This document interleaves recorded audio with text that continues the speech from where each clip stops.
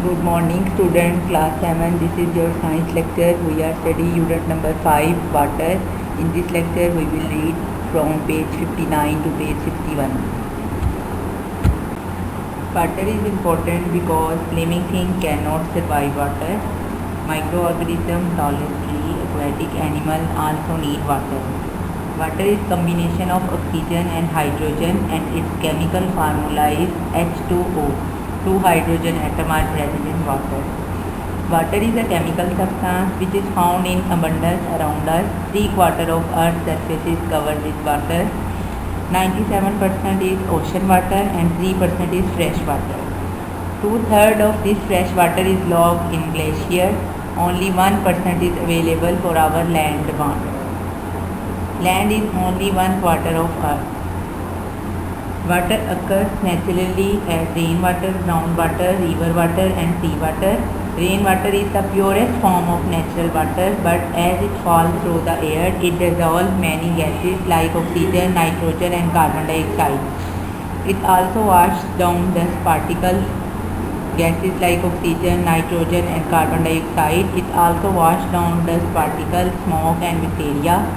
Rainwater sinks into the ground and as it does so, it dissolves minerals. It flows along the ground into river and sea. As the water flows, it carries with it mud and clay particles, waste products and chemical fertilizers from our home, factories and pesticides from fields are also added to it. All these harmful substances flow with the river water to the sea.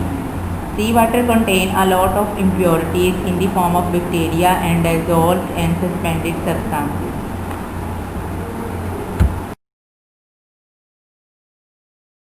Importance of water. All living things need water. When you get up in the morning, you brush your teeth, take a bath, have breakfast and drink water, tea or juice.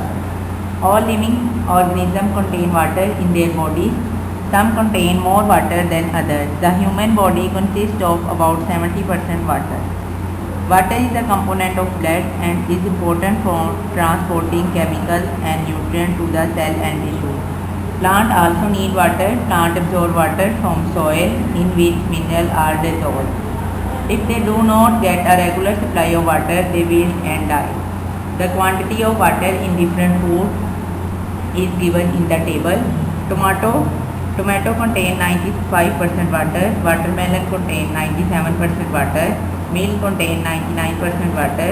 Corn contain 70% water.